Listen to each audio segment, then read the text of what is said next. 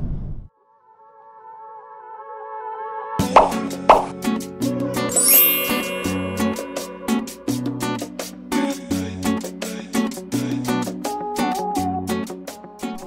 我们到阿卡迪亚国家公园啦，这是我们国家公园的第46站。我们要来看阿卡迪亚的灯塔啦，它一共有3个，我们这次只能看到这个，因为其他2个在比较远的地方。巴斯港角灯塔位于缅因州沙漠山岛的西南侧，是阿卡迪亚国家公园内历史悠久且最具标志性的景观。它代表着巴斯港及蓝山湾的入口，自1858年建成以来，一直是重要的导航标的。巴斯港角灯塔坐落于礁石之上，紧邻着广阔的蔚蓝海岸，且在1988年被列入国家史迹名录中。往停车场的另外一侧厕所旁边还有另外一个小路，应该是可以走到那个下面河岸边拍那个灯塔的。我们现在走到下面去看看，不过这边可能那个石头会比较滑一点，要小心。一直有听到那个钟声，原来是在这里啊！一直隐隐约约听到有在敲钟的声音，好像是那个海上有那个钟，你就会听到它在敲打的声音。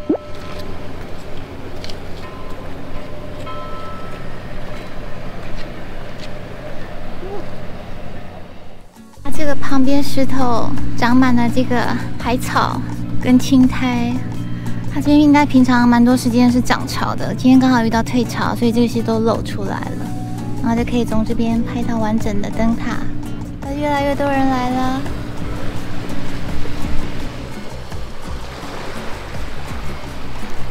哇，这个就是图片上常常看到的那个灯塔的样子。所以就是要走到下面的那个海岸边，这样照上去才是最佳取景角度。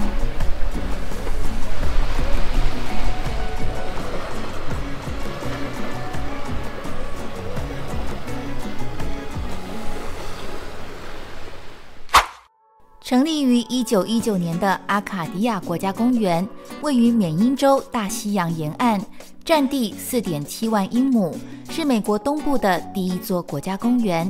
这里原名为拉法叶，1929年才改名为阿卡迪亚国家公园。2个名字皆为法文，是因为这里最早连同加拿大魁北克省都是法国殖民地，法国人统称这里为阿卡迪亚，这也是目前名称的由来。我们现在要去凯迪拉克山，要准备看日落。凯迪拉克山是阿卡迪亚国家公园里面看夕阳最好的地方，这边真的很有名，很多人会进来看，所以都要申请 permit。就像这个，就除了国家公园年票之外，还必须要申请一个这样子的 permit。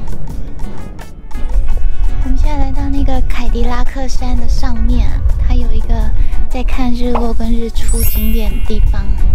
这边现在都需要有那个许可证，申请许可才可以上来。前面有好多人坐在那个海岸景观第一排，我们也去抢个位置坐吧。哇，我们到法国人湾啦！你看，好漂亮哦。今天日落时间是7点50分，现在6点，还有2个小时。那上面有一些零星的小岛，都是当初那个冰川融化以后的水变高了，把那些山谷埋没了，然后衍生出来的那个小岛。每个岛都有名字的哦。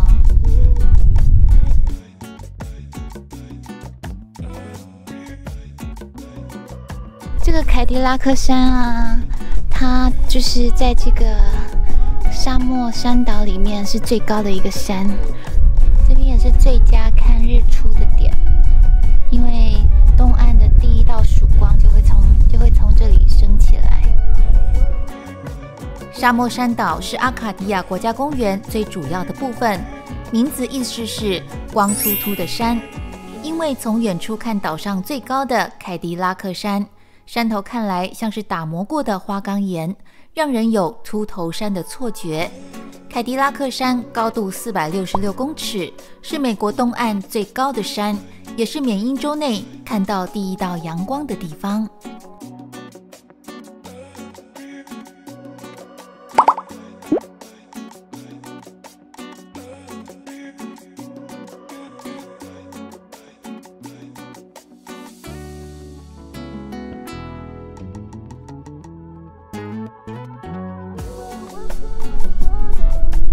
夕阳已经下山了，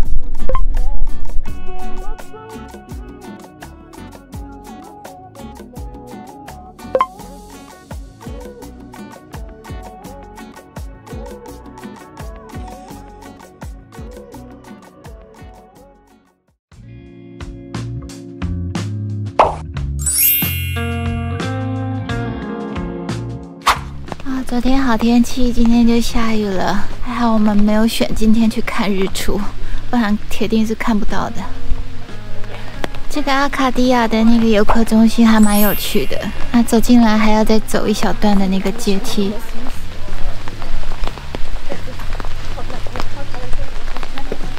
哇，要走到游客中心还蛮漂亮的，要走这一条 trail。哇，走上来，这个游客中心很大哎。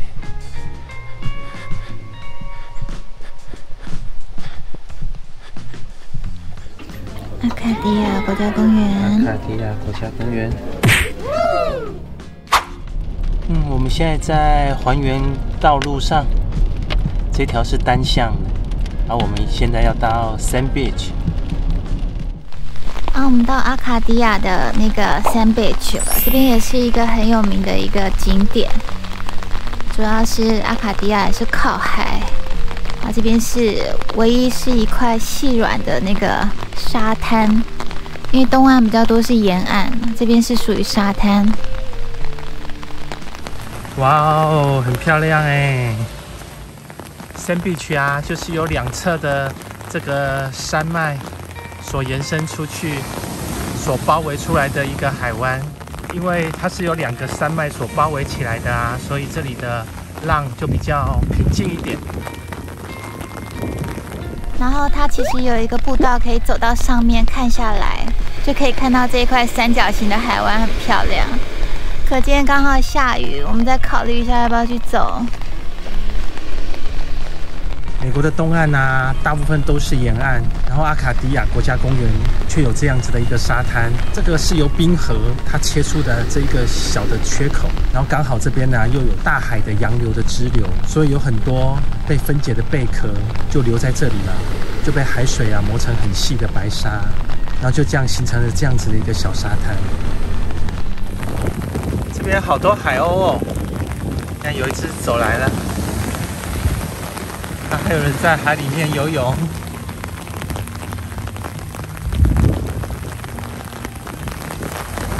这边虽然小小的，但是你看这两边的那个峭壁岩石，还有上面的针叶林，这感觉很好，很漂亮。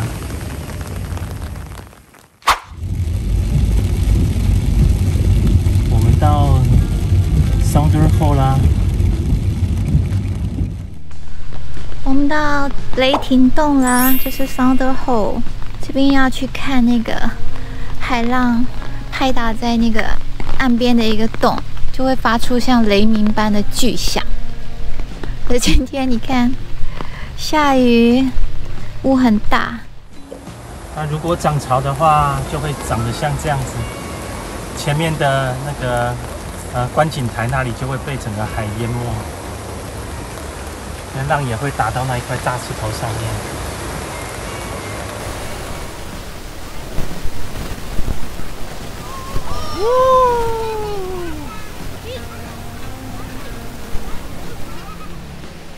雷霆洞是沙漠山岛里岩石嶙峋的东部海岸线上一个可以见证到海潮力量的地方。当海浪冲进末端的小洞穴时，回流的波浪与空气碰撞，便会发出响亮的巨响，浪花会随着轰隆隆作响的雷鸣声溅射高达40英尺。最好观看的时机点是涨潮前1到2小时，所以还是需要靠一点运气才听得到咆哮的声音。这边就是那个水獭崖的一个 overlook 的点。前面的那个海上又有一个钟，又有一个海钟在敲打了。这个海钟就一直敲，一直敲，就表示你看它前面的浪花，就底下有礁石沉在那个海面下，它就是一直敲这个钟声，要提醒过往的船只要注意。你看，你看，它这边呢是由大小不一的鹅卵石，还有这种高矮不一的这种方形的峭壁所形成的一个岸边。这边也是很特殊，很漂亮。前面就是 Sand Beach， 你看这边都有那个捕龙虾的浮标，很多都是颜色很鲜艳的浮标哦。它底下就是捕龙虾的笼子。哇，底下是一个 trail。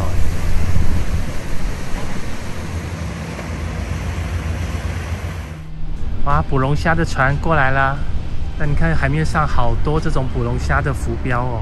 然后我们路边就会看到很多店在卖那个浮标。Otter Point 在这里。好，我们要过一个马路，就是这些大大小小的鹅卵石跟这种高高低低的这种方形岩石所组成的峭壁，你看这真的是方形的岩石哎。这个岸边很漂亮。哇，刚刚狂风大作，现在已经放晴了，没有下雨了。刚刚还有在海边看到一只海豹。阿卡迪亚国家公园被誉为美国东北部最为精致的国家公园，有深邃的峡湾、裸露的花岗岩穹顶、星罗棋布的小岛及岩石夹角的自然美景，还有洛克菲勒先生所捐赠历史悠久的单行马车道路系统及17座造型各异的花岗石桥，遍布于公园各处。这是它的那个，这有一个餐厅啊。这边就是餐厅，可以看到外面的风景。也可以在外面吃，可是现在外面天气不好，所以大家都在里面吃。就是餐厅到外面去就可以看到这一片的湖，也是很漂亮哈。这里以前是富豪的避暑胜地，那这间餐厅啊，就是当时那些富豪的餐厅，难怪这么漂亮。这间餐厅还蛮有名的，然后听说里面的餐点也都还不错。有时间的话就可以坐在这边吃个饭，看一下约旦池景。里面还有一个那个礼品店，有国家公园的印章可以盖章，很可爱。用龙虾的浮标做装饰的圣诞树。约旦池畔小屋是阿卡迪亚国家公园内一间历史悠久的餐厅和商店，坐落在一座小山上，俯瞰着约旦池的秀丽景色。原本的建筑在1979年被烧毁后，1982年重新盖了目前的整体结构。从餐厅的旁边有一条步道，可以走到湖边。我们去看看。哇哦，我们到啦，到湖边了。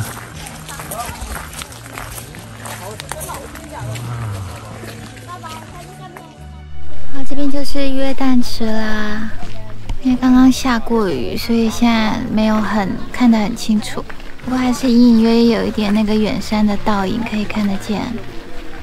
这边有一个环湖步道，刚刚看了那环湖步道是3.2迈，还蛮长的。因为今天天气不好，我们就不去走了。这边有一个 North Bubble 跟 South Bubble， 就是前面这两个，这两个就是 Bubble。约旦池是阿卡迪亚国家公园中最漂亮的湖泊之一，湖水清澈见底，远处的双峰倒影映衬着湖水，显得更为广阔。围绕在池畔的山丘起伏有致，让整个湖面显得更加有层次感。我们到吃龙虾的地方啦！这家龙虾店很有名，然后它比较有名的是它煮龙虾的地方。你看，哇，起锅了，起锅了。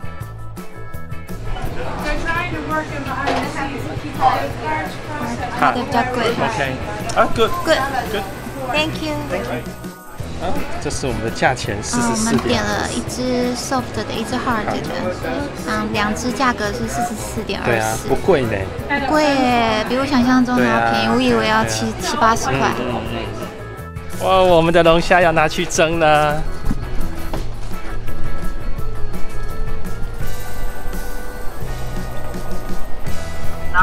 哇哦 ，OK， 哇哦，我们的龙虾在这里。我们到那个阿卡迪亚国家公园的巴港附近，然后我们今天先来吃龙虾，因为这边龙虾的产季是7月到9月最新鲜，所以我们就来这边点现点的龙虾。它有分2种类型，那他说 soft 的比较软，比较甜；硬的话 hard 的话就是比较肉比较有弹性。那他说比较推荐的是吃 hard 的。然后我们刚刚点了2只 medium 的，一只是19块多，一只是24块多。然后你看它副餐就会还会有看你要点柠檬、奶油，还有啤酒。那总共2只大龙虾这样吃一吃也才66块而已。哇，我们的起来了！哇 ，It's my 23。哇，我们的好了，这2只是我们的。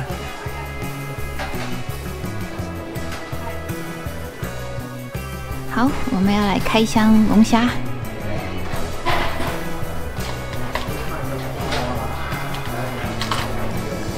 哇，热腾腾的龙虾！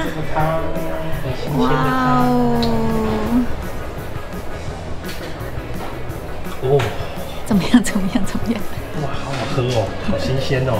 是哦。对啊，现在要来开箱龙虾饺。哇！我们吃的差不多了，剩最后一块最经典的龙虾肉了。新不新鲜就看这一刻了。哇！也太大块了吧！好惊人！赶快吃一口看看，我要吃一口看看。怎么样？怎么样？怎么样？哇，这肉很扎实，然后很鲜甜。这是那个 hard 的，对不对？对，这是 hard 的，哇，就是肉的肉比较扎实，很弹性，对不对？比较有弹性，比较大块。它 soft 是非常的鲜甜，非常的新鲜。肉质比较软一点。肉质比较软一些。OK。各有千秋，都好吃。超划算的。超划算。一定要来吃吃看。一定要来。赞赞。